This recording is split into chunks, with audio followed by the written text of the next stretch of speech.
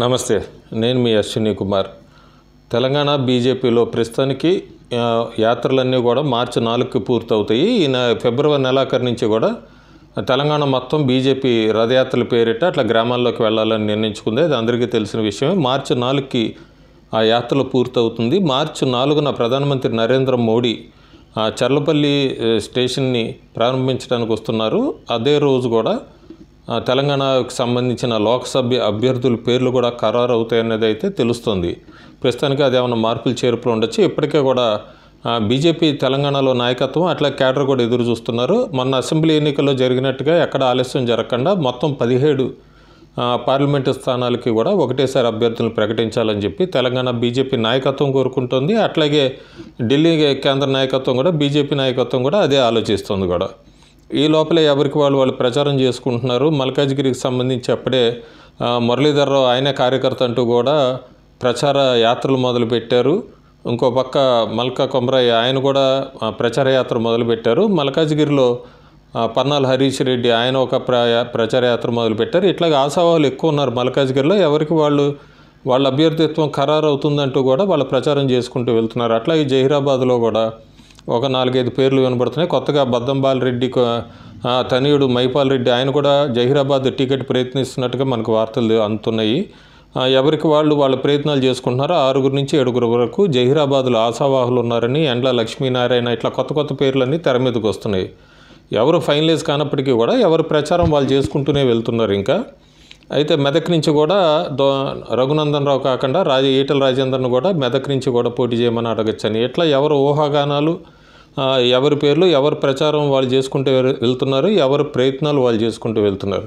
అయితే ముఖ్యంగా తెలంగాణ బీజేపీ మాత్రం ఢిల్లీ నాయకత్వం మాత్రం హైదరాబాద్ పార్లమెంట్ స్థానం మీద కూడా కొద్దిగా ఫోకస్ పెట్టినట్టుగా తెలుస్తుంది. ఎందుకు వదులుకోవాలి మనం? దాదాపు 84 నుంచి ఇప్పటిదాకా ఎంఐఎం పార్టీయే ఉంది అక్కడ.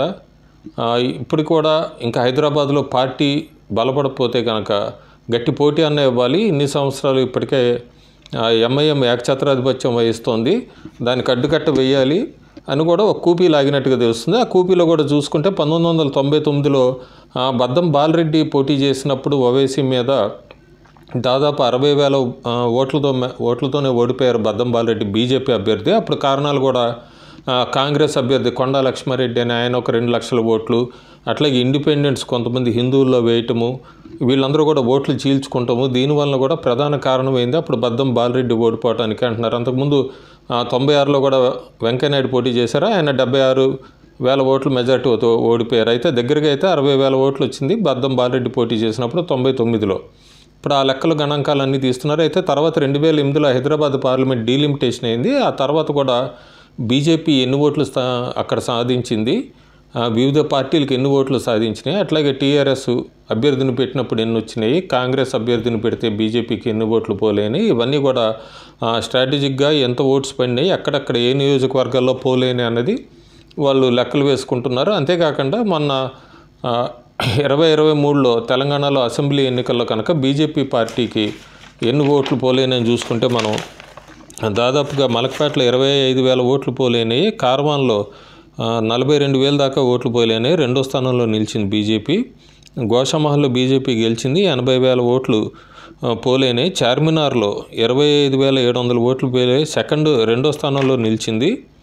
చాంద్రాయణగుట్టలో కూడా 16,400 ఓట్లు, యాకత్పురాలో 22,400 ఓట్లు, బహదూర్పురాలో 11,000 ఓట్లు. ఇవన్నీ కూడా చార్మినార్ హైదరాబాద్ పార్లమెంట్ నియోజకవర్గంలోకి వచ్చేవే. ఇప్పుడు దాదాపు 5 లక్షల ఓట్ల దాకా ఉన్నాయి హైదరాబాద్ పార్లమెంట్లో. దానిలో దగ్గరగా 5 లక్షల ఓట్లు పోలవుతున్నాయి ఎప్పుడు ఎంఐఎం పార్టీకి. బీజేపీకి వచ్చేటప్పటికి 2 లక్షల నుంచి 2.5 లక్షల ఓట్ల వరకే పోలవుతున్నాయి. ఆ 2.5 లక్షల ఓట్ల గ్యాప్ ఉంటుంది ఎంఐఎంకి బీజేపీకి.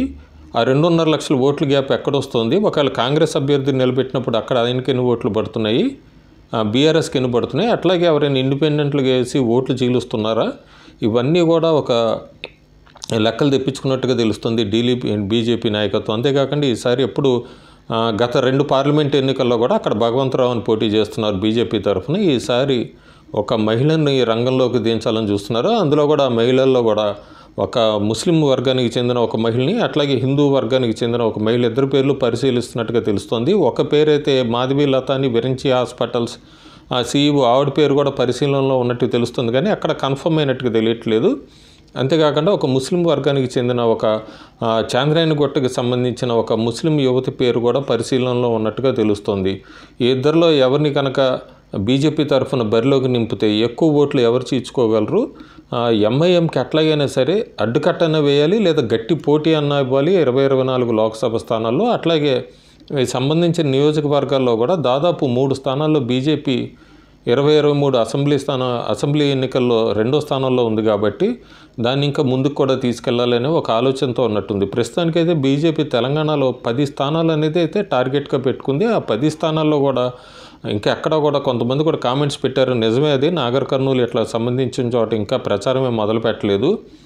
ఎప్పుడు కూడా పేపర్ మీద లెక్క వేస్తున్నారు బీజేపీ వాళ్ళు, ఇక్కడ గెలుస్తాం అక్కడ గెలుస్తామని. గ్రౌండ్ వర్క్లో పని మొదలవ్వలేదని చెప్తున్నారు. అది దాంతో ఏకీభవించాల్సిన విషయం. ఎందుకంటే ఇంకో పక్క కాంగ్రెస్ అధికారంలో ఉంది, వాళ్ళు 10 స్థానాలు లెక్క పెట్టుకుంటున్నారు. ఇంకో పక్క బీజేపీ కూడా టార్గెట్ 10 అంటోంది. సో ఎవరికి వాళ్ళు లెక్కలు వేసుకుంటున్నారు, కానీ ప్రచార శైలి ఇంకా ఎక్కడ మొదలు పెట్టలేదు. ముఖ్యంగా బీజేపీ అయితే ఉత్తర తెలంగాణలో ఎప్పుడూ గట్టిగానే ఉంటుంది, దక్షిణాదిని చూడాలి. అయితే సికింద్రాబాద్కి వచ్చేటప్పటికి కిషన్ రెడ్డి మీద ఎన్ని రోజులు కూడా కాంగ్రెస్ తరఫున అనిల్ కుమార్ యాదవ్ అట్లా పోటీ చేస్తారన్న ఊహాగానాలు వచ్చినాయి కాంగ్రెస్ పార్టీ తరఫున. కాకపోతే ఆయనకి కాంగ్రెస్ పార్టీ రాజ్యసభ సీట్ ఇచ్చింది కాంగ్రెస్ పార్టీ. ఇప్పుడు సికింద్రాబాద్లో కిషన్ రెడ్డి తరఫున ఆపోజిట్గా ఎవరు నుంచుంటారు అనేది కూడా ఒక లెక్క వస్తుంది. అంతేకాకుండా మల్కాజ్గిరికి సంబంధించి కూడా మల్కాజ్గిరిలో బీఆర్ఎస్కి ఎవరు నుంచుంటారు దాన్ని బట్టి కూడా ప్లస్ మైనస్లు ఉంటాయి. ఆ ఈక్వేషన్స్ కూడా క్షుణ్ణంగా పరిశీలిస్తున్నట్టుగా తెలుస్తుంది తెలంగాణ బీజేపీ.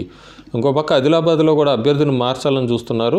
స్వయం బాపురావు పేరు కాకుండా కొత్త పేరు పరిశీలనలోకి వస్తున్నట్టుగా తెలుస్తుంది.